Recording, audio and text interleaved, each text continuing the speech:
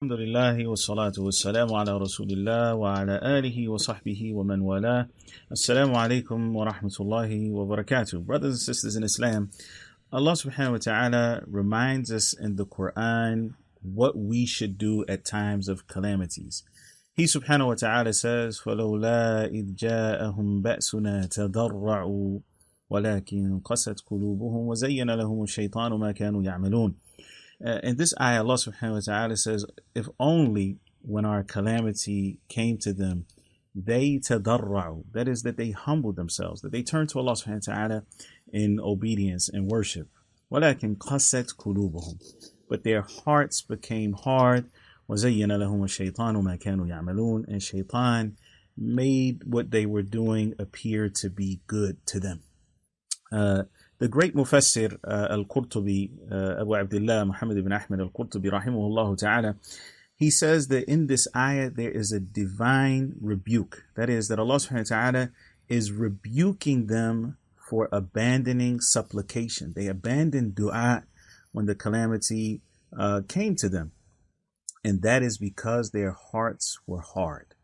The soft heart, the one that is receptive to Allah subhanahu wa ta'ala's revelation, the one that is empathetic and sympathetic, the one that recognizes that when these calamities come, they are a test from Allah subhanahu wa ta'ala to us, and that these tests bring out the best in us if we endure them with patience, and that Allah subhanahu wa ta'ala does not test any soul with a burden greater than it can bear. And we really believe this, and if we put our trust in Allah subhanahu wa ta'ala, we will make it through this calamity bi'idhnillahi ta'ala.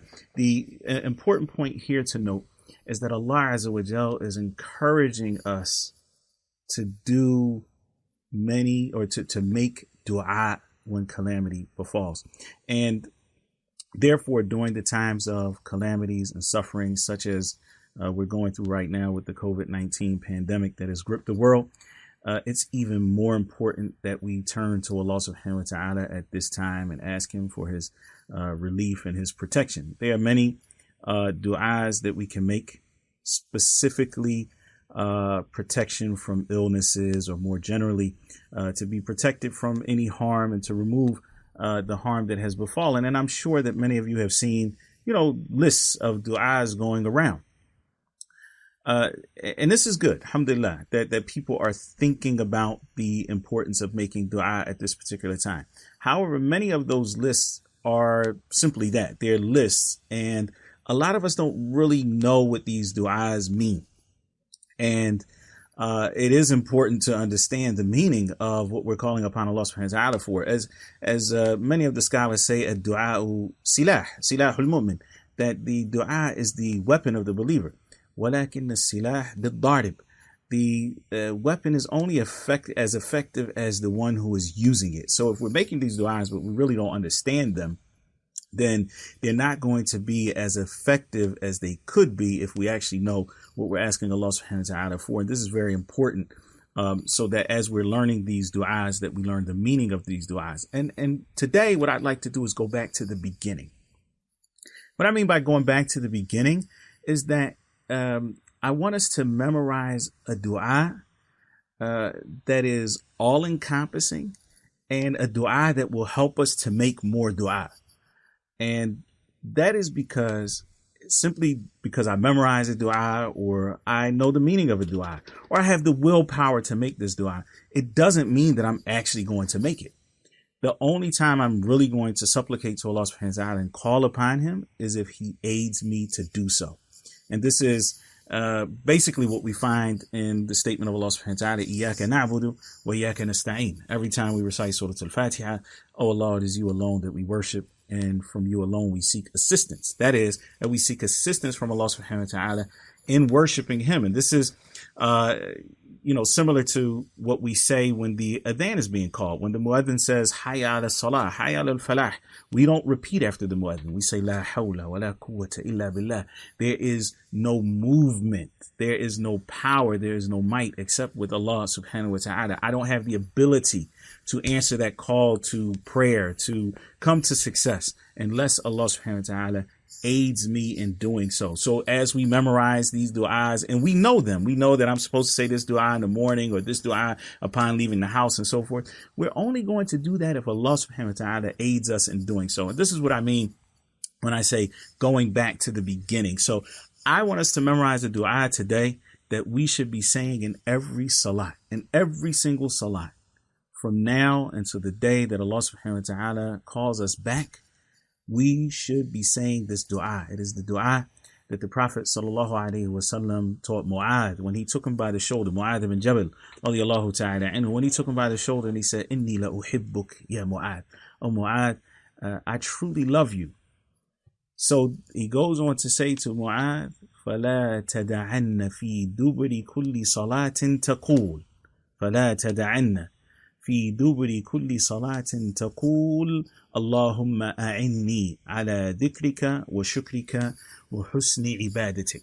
He says, so don't leave off saying at the end of every salah, and in some of the narrations, في كل صلاة, in every salah, meaning, and what the scholars have deduced from this is that this dua is better to say before the taslim as opposed to after the taslim.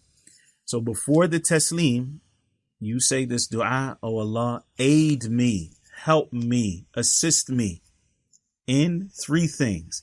Dhikrika wa shukrika wa husn ibadatik. Remembering you, thanking you, and worshiping you in the best manner possible. Now, this is a great dua, and we understand these words, bi'idhnillah. But I do want to go through these 3 points, bi'idhnillahi ta'ala, just so that we can get a quick understanding of what it is that we're actually asking Allah subhanahu wa ta'ala for. So again, we're going to say this dua in every salah, and not just the fard salah. You're going to say it in your rawatib, your sunnahs. You're going to say it if you pray duha. You're going to say it if you pray salatul witr. Yani, this dua is to be made in every single salah before the taslim, inshallah ta'ala. Okay. So, the Prophet ﷺ is instructing us to ask Allah to aid us. And that is because, again, if Allah subhanahu wa ta'ala does not help us, it's not going to happen. Aid us to do what? Number one, fi dhikrika, in remembering you.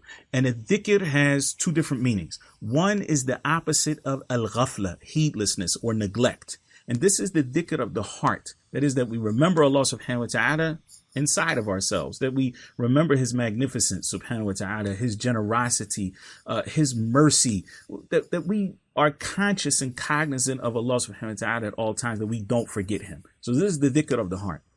The second type of dhikr is the dhikr of the tongue, and this is the opposite of silence. So we're remembering Allah subhanahu wa ta'ala with our tongues, and the best of that dhikr is the recitation of the Quran. And then there are the statements that are most beloved to Allah subhanahu wa ta'ala. Subhanallah, alhamdulillah, wa la ilaha illallah, wallahu akbar. Sending salah and salam upon the Messenger sallallahu alaihi wasallam, making dua, just calling upon Allah subhanahu wa ta'ala is part of a dhikr in the general sense.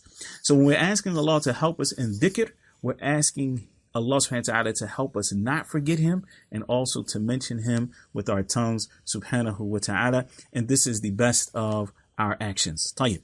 The second thing, part two, or the second thing that we're asking for is a shukr.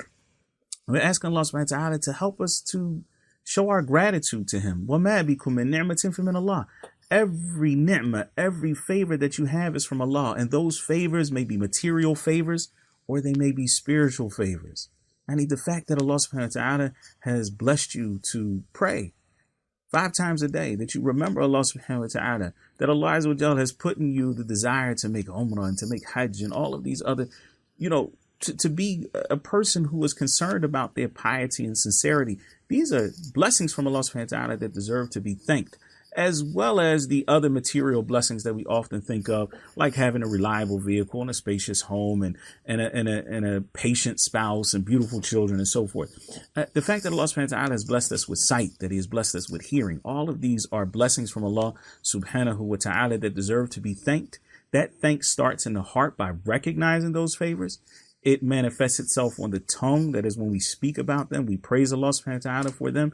And it manifests itself on the limbs as well. That is, that we don't use these blessings in a manner that is displeasing to Allah subhanahu wa ta'ala. Rather, all of those blessings that we have, we use them in a manner that shows that we appreciate this favor from Allah subhanahu wa ta'ala. We use them in a manner, we use them to increase in our obedience to Allah subhanahu wa ta'ala. So this is all part of shukr.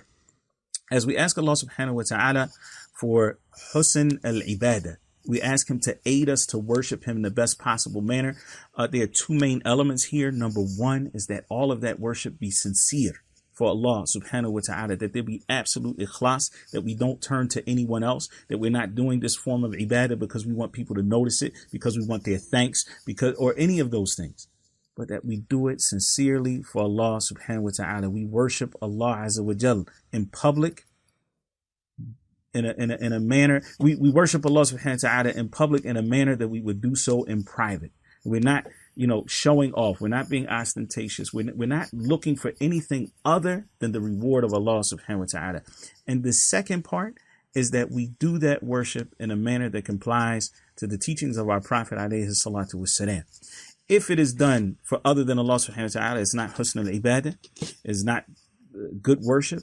And if it is done in a manner that is not sanctioned by our deen, then it is also not good worship. So we're asking Allah subhanahu wa ta'ala for these three things. Allahumma a'inni ala dhikrika wa shukrika wa husni ibadatik. Oh Allah, aid me in remembering you, thanking you, and worshiping you properly. Wa sallallahu wa sallam wa barik ala nabiyyina Muhammad.